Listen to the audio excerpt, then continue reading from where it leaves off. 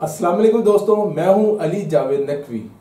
पाकिस्तान का मुस्तकबिल एक इनकलाबी तब्दीली के दहाने पर है। एक ऐसी तब्दीली जिसका अभी किसी को यकीन नहीं आ रहा। गैर मुल्की माहिरीन ने अपने जोग्राफियाई सर्वे में पाकिस्तान के साहिल के करीब दुनिया के सबसे बड़े तेल और गैस के ज़खायर दरियाफ्त किए हैं। ये एक ऐसी दौलत का दरवाज़ा है जो अभी तक इस्तेमाल नहीं हुआ। इब्तदाई अंदाजे बताते हैं कि ये तेल और गैस के ज़खायर पाकिस्तान को एक आला दर्जे के तवानाई पैदा करने वाले मुल्क में तब्दील कर सकते हैं। अगर सब कुछ मंसूबे के मुताबिक चला तो एक दिहाई के अंदर पाकिस्तानी पानियों में ऑफशोर प्लेटफॉर्म्स नजर आएंगे जो अरबों डॉलर्स की आमदनी मुल्क के अंदर लाएंगे। लेकिन कहीं ऐसा तो नहीं होगा कि बलूचिस्तान में दरियाफ्त होने वाले रेकॉर्डिक ज़खायर की तरह ये तेल और गैस के ज़खायर भी हमारे लिए फायदेमंद ना हो सके। आपको याद होगा चंद साल पहले अजीब तमाशा हुआ था। गैर मुल्की कंपनी सोना भी ले गई बलूचिस्तान से और माहदे की खिलाफ वर्जी का इल्जाम लगाकर पाकिस्तान पर अरबों डॉलर का जुर्माना भी करवा दिया, जिससे बड़ी मुश्किल से जान छूटी। दोस्तों, अगर आपने अभी तक हमारे चैनल को लाइक और सब्सक्राइब नहीं किया तो चैनल को लाइक और सब्सक्राइब कर लें ताकि आपको हमारी मालूमाती वीडियोस देखने को मिलती रहें। तेलों गैस के ये दरियाफ्त जो है, ये इतने बड़े जो ज़खायर हैं, एक अहम वक्त पर सामने आए हैं जब गैर मुल्की मीडिया के मुताबिक पाकिस्तान तकरीबन दिवालिया होने के करीब है। इस वक्त मुल्क अपनी खाम तेल की तकरीबन 85% जो हम ज़रूरियात हैं और कुदरती गैस का 30% ज़रूरियात जो है वो दरामद कर रहे हैं, यानी बाहर से मंगवा रहे हैं, जिससे हर साल अरबों डॉलर का बजट खसारा होता है। इसके जवाब में IMF ने सख्त मालियाती पाबंदियां आयद की हैं, जिसके बाइस बिजली की कीमतों में 155% इजाफा हुआ है, हमारे सामने है। इसके नतीजे में पाकिस्तानी सनतों में ईंधन की राशन बंदी मामूल बन चुकी है। लोड शेडिंग, टेक्सटाइल के शोबे में पैदावार की सतह में नुमाया कमी आई है। ईंधन की कमी के बाइस बरामदी ऑर्डर्स में $1 अरब से ज्यादा की कमी हुई है। तवानाई की जरूरियात को पूरा करने की जद्दोजहद ने पाकिस्तान को एक मुश्किल जगह पर छोड़ दिया है, ला खड़ा किया है।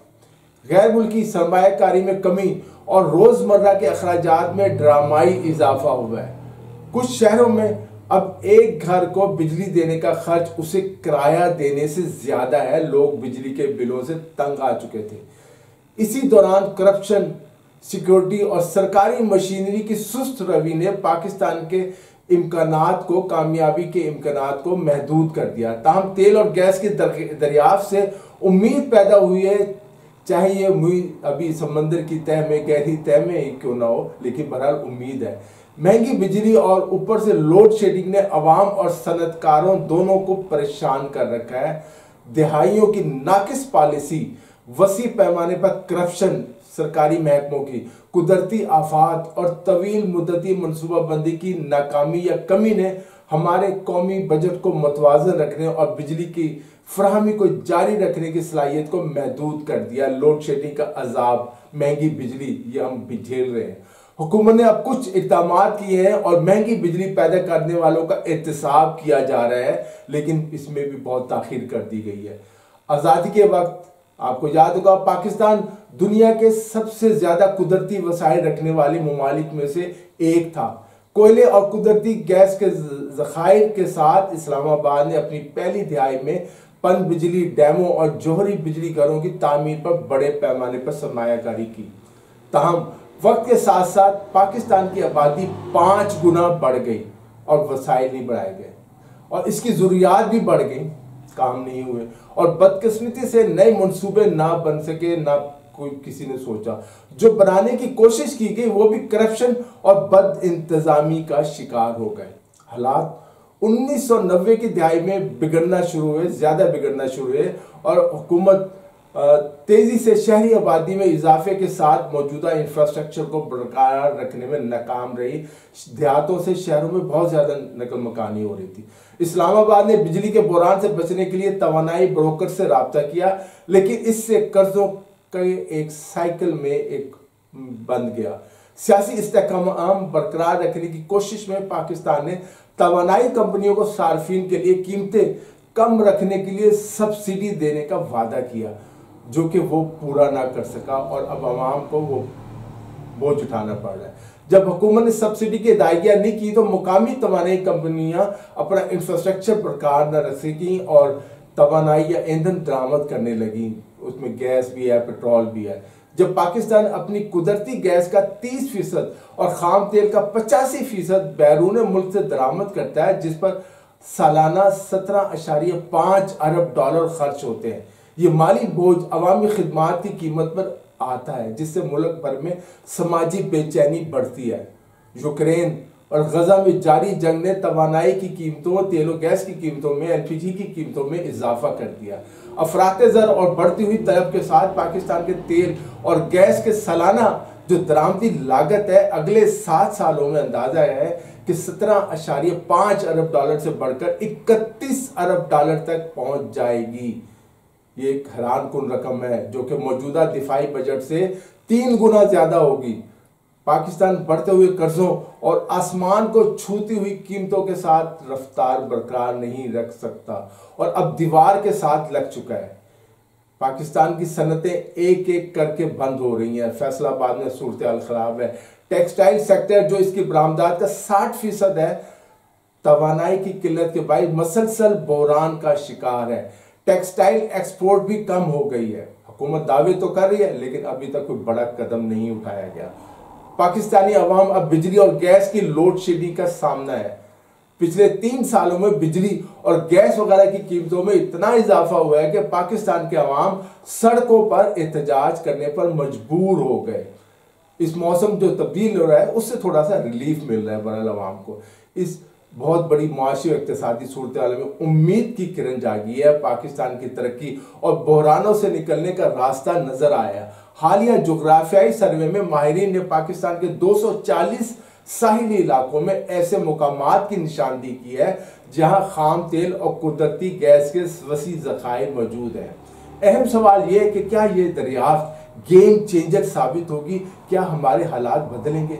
पाकिस्तानी हुकाम यकीनी तौर पर ऐसा ही समझते हैं और उसे ब्लू वाटर इकोनॉमी का करार दे रहे हैं। अगर इन ज़खायर का जो तिजारती इस्तेमाल मुमकिन होगा तो पाकिस्तानियों की, आपकी मेरी किस्मत बदल जाएगी। इससे तवानाई के दरामदी बिल को भी कम किया जा सकता है, जिससे अरबों डॉलर की बचत होगी और जैसा कि मैंने पहले कहा 31 अरब डॉलर तक हमारा बिल पहुंच सकता है। रूस की तेल और गैस कंपनियों और यमन के हौसी गिरोह बहीर अहमर में बहरी रास्ते तब्दील कर रहे हैं, जिससे आलमी सप्लाई चेन जो है और तवानाई के बाजार में गैर यकीनी सूरत हाल पैदा हो रही है। मजीद ये कि ये सब उस वक्त हो रहा है जब आलमी बरादरी ने काबिल तजदीद तवानाई की तरफ मुंतकली का अज़्म कर रखा है, जिसमें कुदरती गैस नहायत अहमियत की हामिल है। अगर पाकिस्तान अपने ज़खायर को, तेल और गैस के ज़खायर को कामयाबी से तरक्की दे तो आलमी तवानाई के बाजार में एक अहम खिलाड़ी बन सकता है और सऊदी अरब ईरान को सख्त मुकाबला दे सकता है जो तेल और गैस के एक्सपोर्टर है। आलमी मंडियों की नई सप्लाई चेन की जरूरत है और पाकिस्तान इस खिला को पूरा कर सकता है। दूसरी तरफ बाज़ रिपोर्ट्स में यह कहा गया है कि अमेरिका और बाज़ अरब ममालिक नहीं चाहते कि पाकिस्तान तेल और गैस के इन कुदरती ज़खायर को इस्तेमाल में लाए जो हमारे साहिली इलाकों पर मौजूद है। पाकिस्तानी हुकाम को अपने तेल और गैस के जो ज़खायर है उनकी दरियाफ्त करने की सलाहियत का अंदाज़ा है, ताहम इसके हाइड्रोकार्बन के ज़खायर को बढ़ाने का ख्याल हर किसी के लिए खुश आइन नहीं है। दरहकीकत ज़्यादातर बड़ी तेल कंपनियों ने इस खबर पर ज़्यादा अच्छा रद्द-ए-अमल जाहिर नहीं किया। हालिया बरसों में शेल, टोटल एनर्जीज और KN की तरह के बड़े तेल और गैस के माहिरीन और सरमायाकार पाकिस्तान से बाहर जा चुके हैं हालात की वजह से।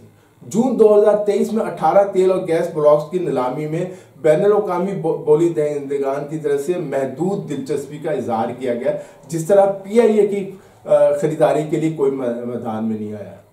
एक निजी कंपनी और तेल गैस ने 3 ब्लॉक्स पर बोली थी, जबकि 15 ब्लॉक्स पर किसी ने दिलचस्पी जाहिर नहीं की, जिस तरह PIA की खरीदारी में किसी गैर मुल्की ने दिलचस्पी जाहिर नहीं की।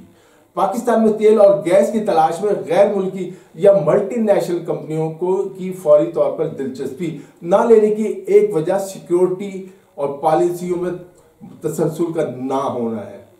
कई कारोबारियों के लिए खतरा और फायदे का तनाज़ुर पाकिस्तान में इन्वेस्टमेंट के लिए मौजूद नहीं है। जहां कंपनियां कारोबार करती हैं वहां मुलाजमीन और असासों के तहफ़्फ़ुज़ के खातिर लिए उन्हें खातिर खा फंडिंग की ज़रूरत होती है, लेकिन वजारत दफ़ा की तरफ से फराहम करदा सिक्योरिटी नाकाफ़ी समझी जाती है। मार्च 2024 में पाकिस्तान के शुमाल मशरिक में दहशत गर्दों के हमले में 5 चीनी इंजीनियर्स मारे गए। आपको याद होगा, चीनियों और पाकिस्तानी माहिरीन के खिलाफ दहशत गर्दों के हमले बढ़ते जा रहे हैं।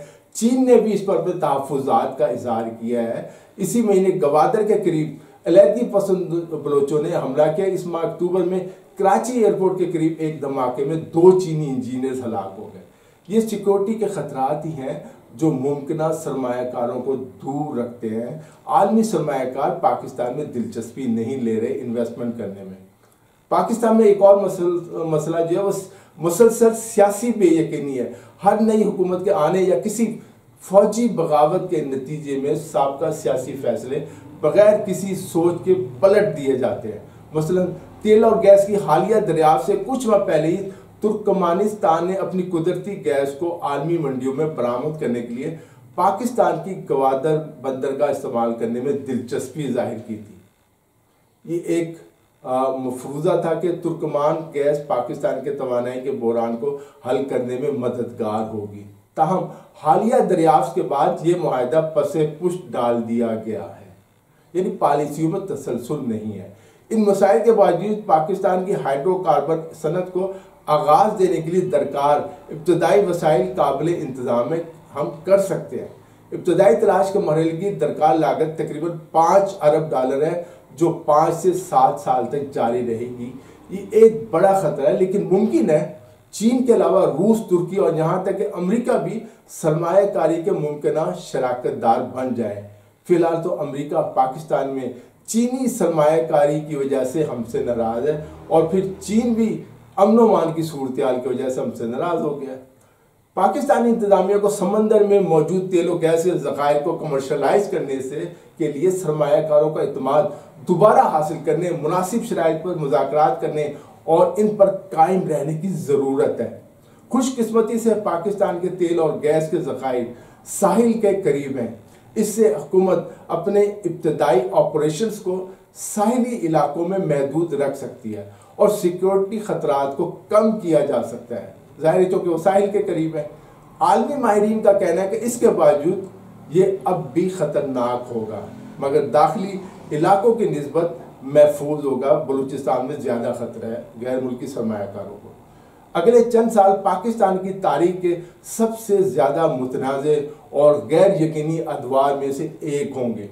इस वक्त के दौरान तवानाई के दरामदी बिल में तकरीबन दुगना इजाफा होगा और हुकूमत को बिजली की फराहमी के सस्ते तरीके तलाश करने होंगे। तेल और गैस के ज़खायर हमारे लिए बड़ी नेमत साबित हो सकते हैं और पाकिस्तान को मुआशी मुश्किलात से निकाल सकते हैं। यकीनन पाकिस्तान का तवानाई बहरान मुनफरद नहीं है, कोई अनोखा नहीं है। बहुत से दूसरे तरक्की पजीर ममालिक इस बहरान का शिकार नजर आते हैं। आलमी मंडियों में नए ज़राए की तलाश जारी है। अगले जो चंद दिहाई हैं वो तेल और गैस की अहमियत कम हो जाएगी, क्योंकि दुनिया काबिल तजदीद तवानाई के ज़राए की तरफ मुंतकिल हो रही है। सोलर की तरफ मसलन शमसी पैनल जो है रात में काम नहीं करते, कुछ उसमें मसाइल भी होते हैं, और जो हवाई टरबाइन जो है तकरीबन 35% घूमती हैं।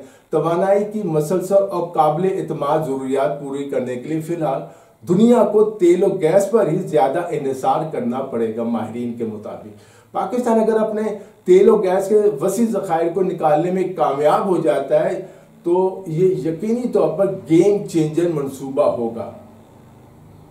दोस्तों, भारत खौफजदा है कि अगर पाकिस्तान मुआशी बहरान से निकलता है तो अपने दिफा को मजीद मजबूत बनाएगा। अमेरिका भी डरता है कि पाकिस्तान अपने मिसाइल प्रोग्राम और एटमी हथियारों को मजीद तरक्की देगा। इस तरह बाद अरब ममालिक भी समझते हैं कि पाकिस्तान के तेल और गैस के ज़खायर जो है पाकिस्तानी उनकी मईशत के लिए नुकसानदेह हो सकते हैं और पाकिस्तानी मईशत के लिए फ़ायदेमंद होंगे। दोस्तों, आज के लिए इतना ही। अली जावेद नकवी को इजाज़त दीजिए। अपना ख्याल रखिएगा। खुदा हाफिज़।